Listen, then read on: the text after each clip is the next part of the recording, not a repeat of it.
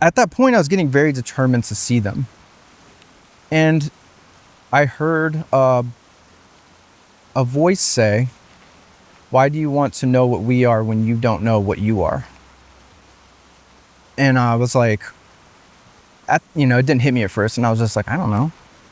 And then I started walking around, and then I was like, I should go back to my car. So I started walking back to my car. And on the way back, that question really sunk in.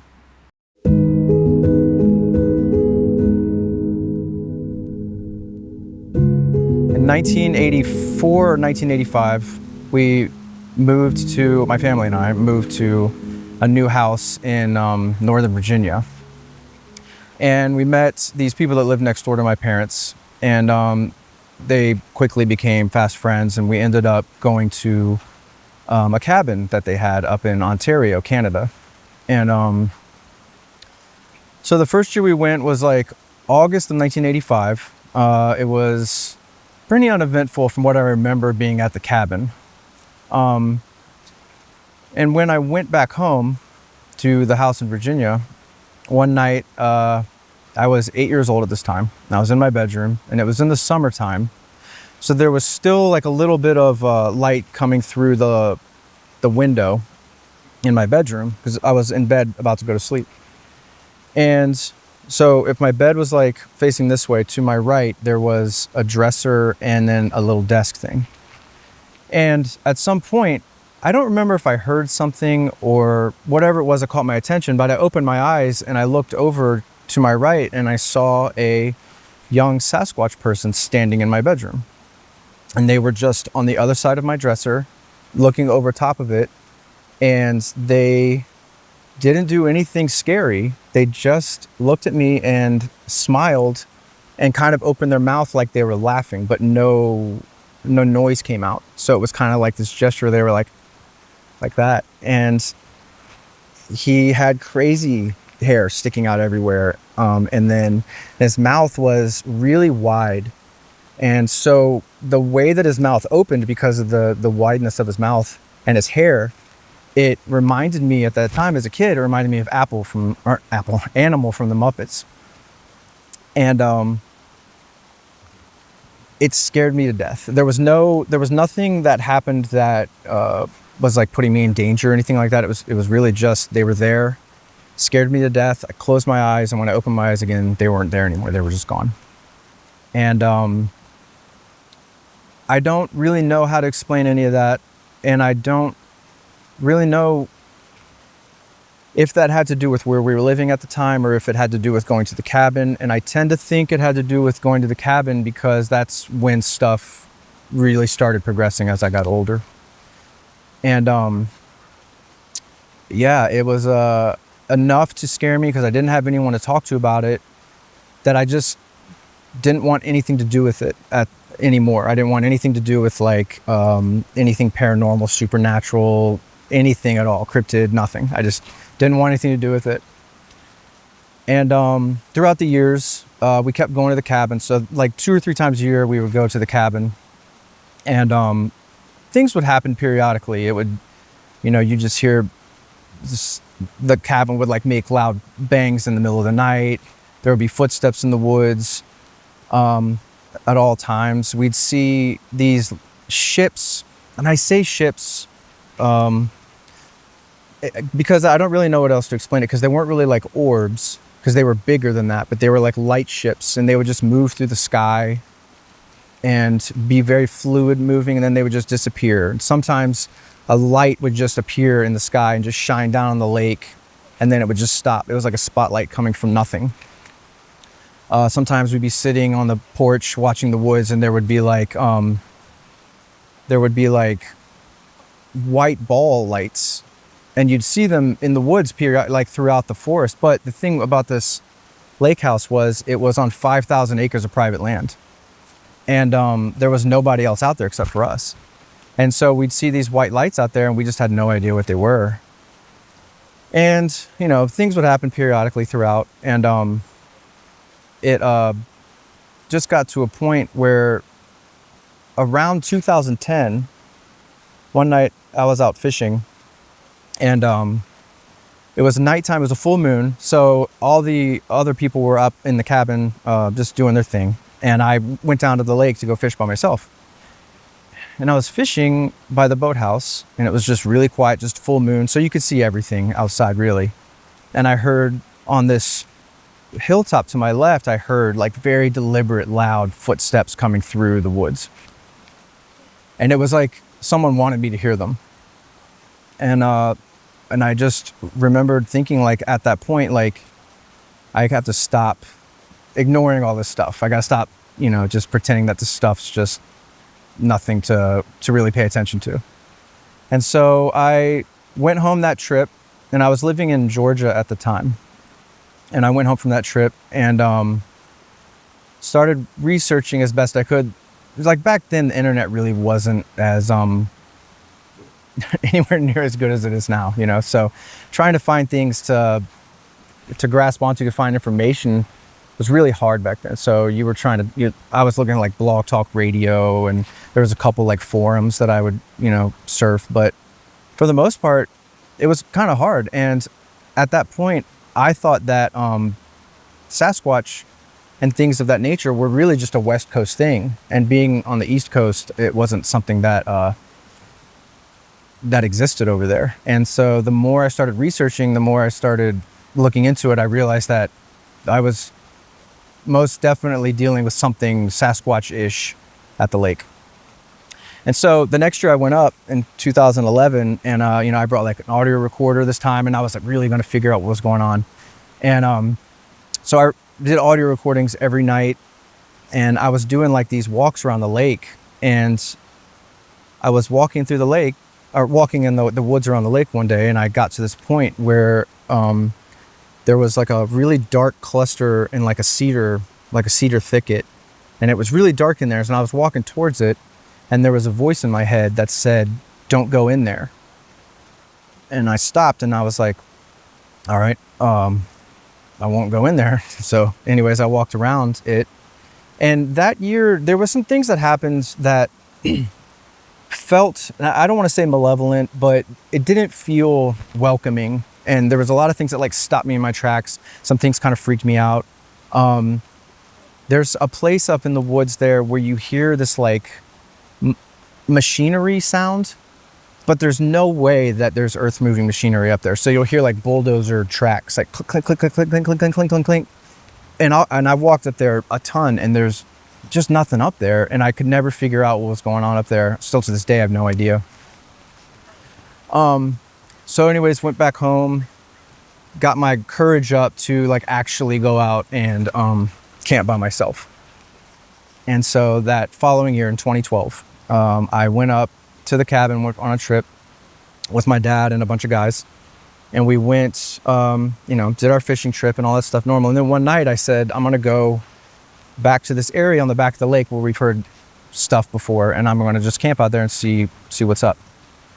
So I go out there and string my hammock up, get everything set up. It was a pretty cold night. It was in October, so it was, in the 30s or so. I think it might have been in the 20s at some point. And so I was got in my hammock, got my sleeping bag all set up, and I'm laying there. And on this lake, there's two sets of wolf packs. And on the north side of the lake, which is kind of near Algonquin Provincial Park, there's a pack of red wolves. It's like one of the few pack of red wolves in the continent. And then on the south side, there's like eastern timber wolves. And so while I was laying in my hammock, I was listening to the two wolves howl on either side of the lake. It was just really like something you just dream of doing, right? You're in the Canadian wilderness listening to wolves howl. It's just awesome. And eventually I fell asleep. And then I woke up to a tree behind me falling over, like really loud, like crack, boom. And I was like, I just knew somebody's here. And I just waited patiently to see what would happen next. And while I was laying there, I felt what felt like a fingertip touch on the top of my head near my crown chakra, like right here. And it just kind of pressed. And I remember being like, okay, And then this like rush of energy came through my entire body, and it went to my feet, and then it came back up out of my head. And there was a message that said, "Get out of here." And I was like, "You're just freaking yourself out. You're going to do this. You came here to do this. You're going to work through your fear." And so I was like, "No, I'm not leaving." And then it happened again, same thing. Only this time the energy was a little bit more intense. Went through my body, came back out my head, and the message said, "Get out of here now." And I was like, "No, you're just freaking yourself out. Just push through this. You're going to get through this fear." And this third time, same thing, pressure on my head. Energy came through really hard, like felt it on every single molecule in my body, like on a DNA level. Just everything was like hot, cold, like every single electrical sensation you could probably feel at once. And the message said, "Get out of here now or you're going to die." And I took that one a little more serious, and I was like, okay, maybe I should actually get out of here. And right about that time, in my pouch on my hammock, I had a little two-way radio that I had, and my dad had the other one in the cabin, and that was just in case we needed to get in touch with each other. And that radio started going like, and all the static, and to be honest, like that freaked me out more than anything else. And that to me was like a get out of here. So I hopped up out of my hammock. I left my hammock there. I grabbed my bag and I ran to the boat, hopped in the boat, started up. Luckily it wasn't like a horror movie where it won't start. And so started up, I'm going down the lake, and it's about 1.5 miles or so to the other end of the lake.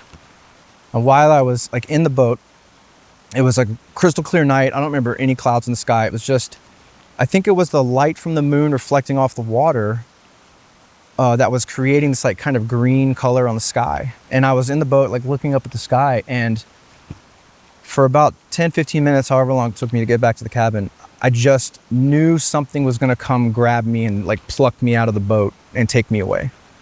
And there's nothing I could do, so I'm just like, that's the most vulnerable I've ever felt in my life. And needless to say, I made it back to the cabin and I went to sleep, and that was that. Nothing else happened. But that was like I knew that there was just something incredible going on, and it was much more than I even thought that it was going to be.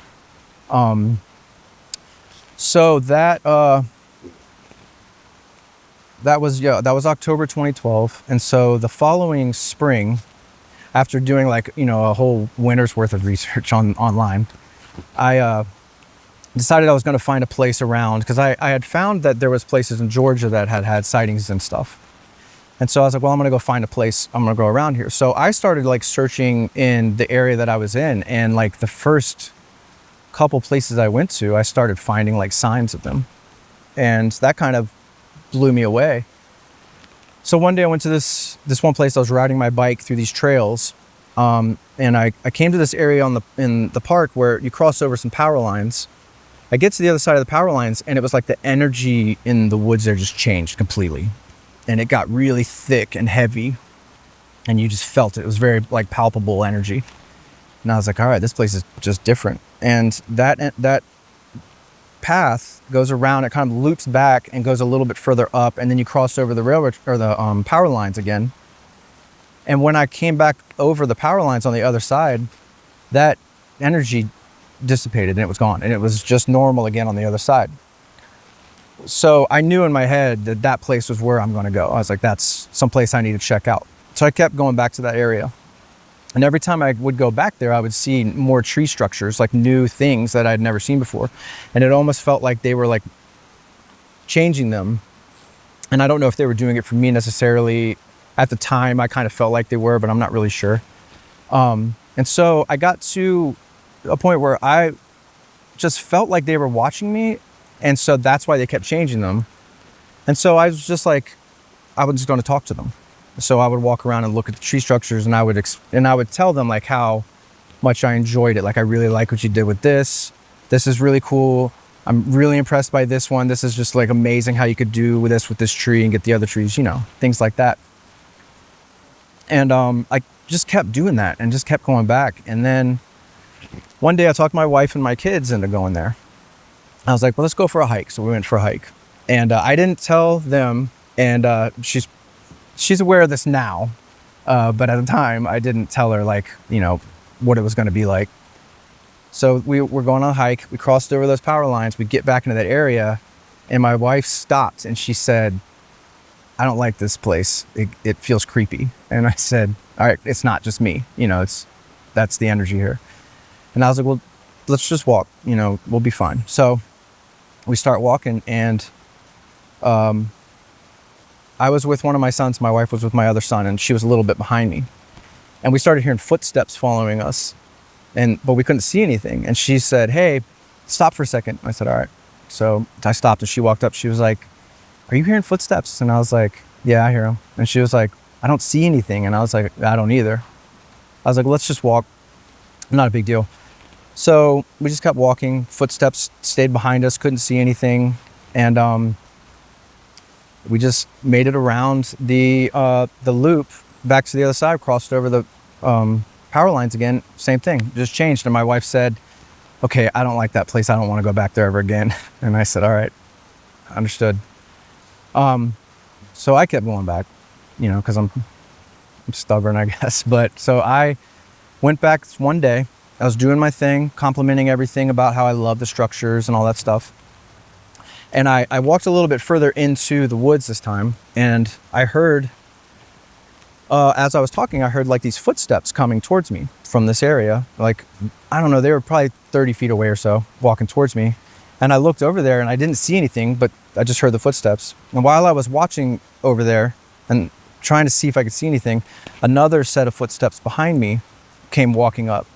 And so I turned to see if, you know, what was going on with those footsteps. And as those were walking up and I was looking over there, another set from over here came walking up. And so there was 3 sets of footsteps that were kind of triangular around me in like a flanking position or maneuvering kind of thing. And every time I would look at one, the one behind me would get closer. And so I kept falling for it every time. Like, and they got to a point where they were probably, I would say, like 10 feet around me, but I couldn't see anything. And they stopped. They all stopped, and I just stood there, and I believe I said something like hello or hi, something like that. And as soon as I said that, I just got enveloped with this like love energy. And it was so overpowering, and it still gets me like every time I think about it, because it completely changed my world. It was like I'd never felt that before, and still to this day I've never felt anything like that. It was everything. I mean, it was just like, it was, you could feel it, like your whole body was just love, and it was just like swimming in it. And I started crying, you know, and I was smiling, and it was just like so overwhelming, and it lasted for like 30 seconds, maybe a minute. And then as soon as it, like as quickly as it started, it just stopped. And I heard, you can go now. And I said, thank you. And I don't remember hearing them walk away. I just remember me walking to the trail.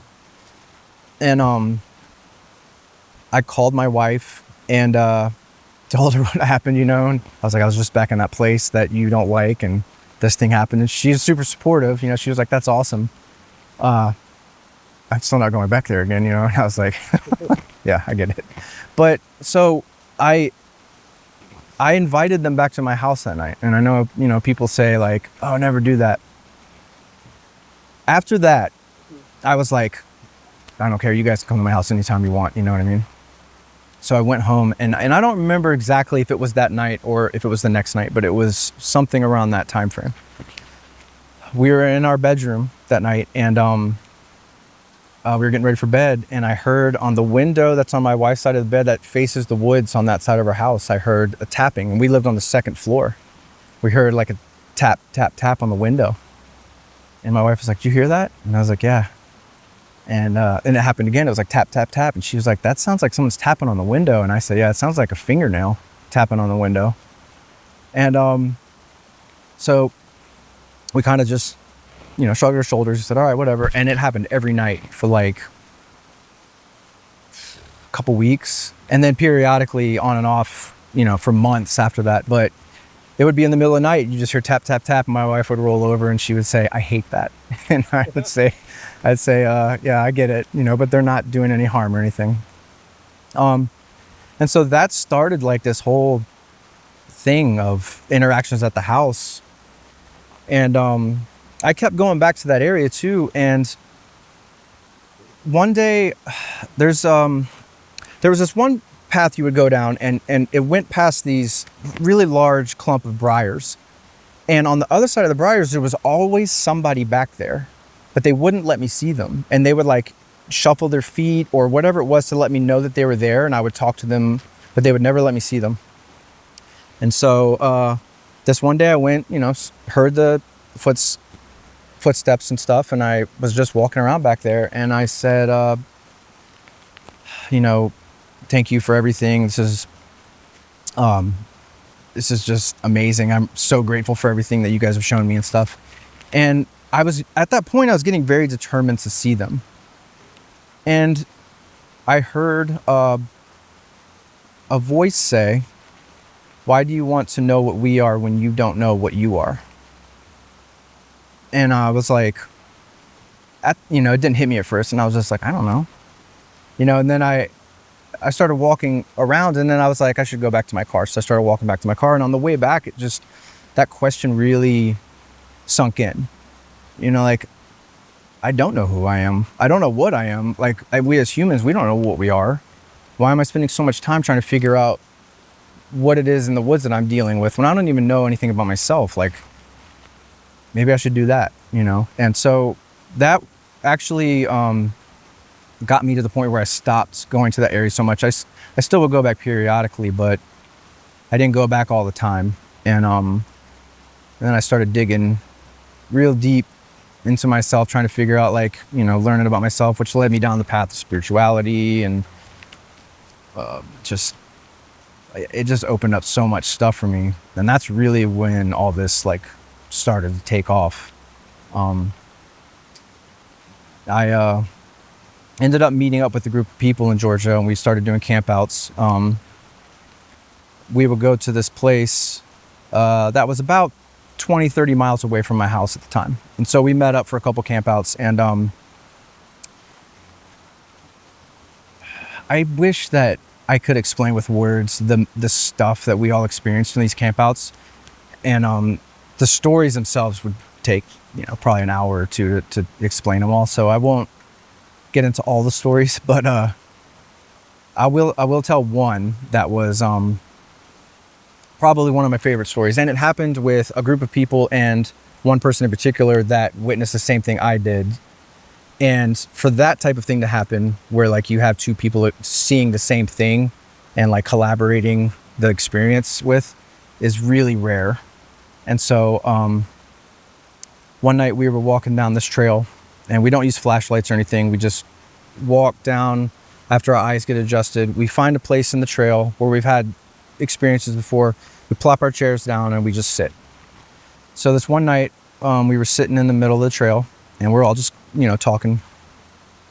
And from over the hill, we see like some green eyes kind of coming, or at the time we didn't know they were eyes. It was just 2 green lights, and then there was 4 green lights, and then there was 6, and just a bunch of little green lights coming towards us. They got closer. We realized it was eyes, and we were like, oh, they're here. And so they kept getting closer, and then they stopped, and they just kind of sat there. So Ginger Lockwood, one of the women I was with, she got up and she walked a little bit down the path, and she said, and I just heard her say like, whoa. And I was like, what's up? And she was like, wow, you guys got to come see this eye shine. And we were like, no, we see it. It's right here. We're watching it. You can come over here with us. And she was like, no, this is different. And we were like, okay, whatever. And so the other guys I was with, Paul and Keith, they didn't get up. And I got up and I walked over, and I stood behind her.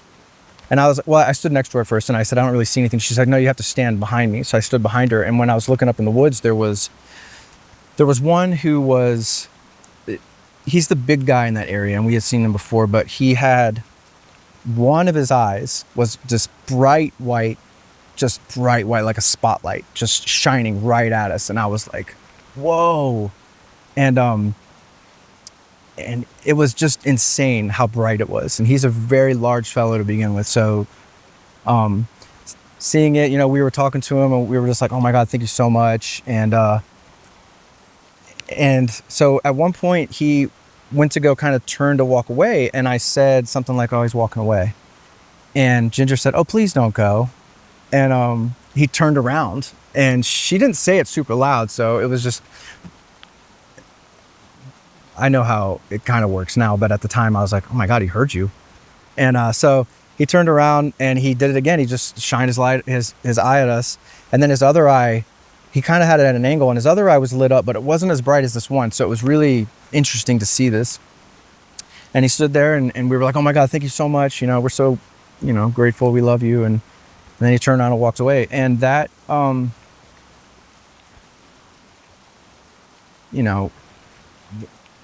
had my paradigm shattered so many times over the years that that one is one of those that like I'll always cherish, because it showed me that they just have these capabilities that a lot of people like to deny it, and say they can't do it. But when you see it, there's no denying it. It's life changing. And so at that place we would see eye shine all the time, constantly, and it was like blue, green, sometimes red. That was the only time I remember seeing bright white, was that larger gentleman. But we would see blue and green a lot. And sometimes if they were close enough, you can see it sparkle in a way. And it almost looked like if you were to take a marble that had like the swirls in it, and it was like, say, a blue or a green marble, and there was like some glitter in it, and you were shining a light through it, that's what it would look like, right? It wasn't just like a solid light. It was like, it would sometimes shimmer or sparkle. And it reminds me of this one story. I was out with Paul and Ginger again one night. We were walking. We saw two. One was to the left and had like blue eyes. The one was to the right and had green eyes. And the cool thing about it is when they look at you, when their eyes are glowing, you see two, right? And then when they turn their heads, you'll see one. And so that's how we knew that they would be looking at each other. And so as we were like talking to them, we would see like two eyes, and then you see like one, and then you'd see, or they'd both look at each other. So anyways, we were talking to them. We were like, can you guys come a little closer? We'll come closer. You guys want to come closer? Let's meet in the middle. We just want to get a little bit closer. And they didn't, there wasn't any kind of like movement either way. So we were like, okay, let's just walk down the trail. If you guys want to join us on the walk, we would love to have you walk with us. So we go to walking a little bit, and I was in the front, and Ginger was behind me, and Paul was behind her. And so right behind my head was this loud, like, pop. And I was like, whoa, like, what was that? And Ginger was behind me, and she goes, I don't know, I just saw a white flash and it blew my hair back. And it sounded like what I would like think is a wood knock. And so we stopped, and we were like looking around for things, we're like, we weren't near a tree, we weren't near anything that it would have been an impact of some sort. And what that, we left that night kind of like, I don't know, but what it eventually kind of brought to my attention was like, I don't think they have to hit wood to do wood knocks. Like, I don't think that the wood knocks that we think they're doing, sometimes it could be, but I don't think it is all the time. I think they can just somehow do it energetically, and I'm not really sure how they do it, but that was one of those things we experienced at that place that, again, I like to call this like a path of riddles, right? So we're constantly shown things that it's not like it happens and then they explain how they do it. It just happens, and then we kind of have to come up with our own conclusion of what we think is happening. And one thing I've learned is like, I don't know, and I don't want to know. And sometimes I actually really enjoy the mystery of it, and I don't feel the need to figure it out right now. I'm just enjoying the process of experiencing all this stuff. So, yeah, that was it felt like a school sometimes. They're just teaching us all the things that can happen in this world that we're just totally oblivious to 90% of the time, you know. And even if we do experience these things, we usually just write them off as, you know, I don't know what that was, and it's probably just my imagination or something of that sort. When I first started off in all this, I would, like I said before, I would walk around. I would just go into places and I would walk around, and I think that got me to where I wanted to be at that time. But I found that just going into an area, say like find an area that interests you, whether it's like looking it up on Google Maps or you saw an area that looked interesting for whatever reason, right? Go into an area, kind of scope it out a little bit, get an idea of whether you think they're going to be there, whether it's that you feel the energy like they might be there, or there's signs like, you know, structures or whatever it is. And just go and sit there. Just bring a chair, read a book, lay on a hammock, even camp if you feel like, you know, your fear's in check, you know, because fear is a big thing in this. You have to have control of your fear, or else it's not going to play out as you want it to play out, because you're going to get scared out even when they're not trying to scare you. But go into an area and just sit and let them come to you, right? And that's been the most, it might not be as exciting to do that. It's like a, you know, like a bad day fishing's still better than a good day at work, you know, type thing, where you might go and sit out in the woods 100 times and nothing will happen. But eventually they'll get used to you, they'll get comforted by you, they'll feel comfortable enough around you to come to you. And that's really when the connections can happen. And I can't stress that enough. You have to let them trust you and build a surface level relationship off of that before the relationship can get any deeper, when they'll trust you and share things with you or interact with you more.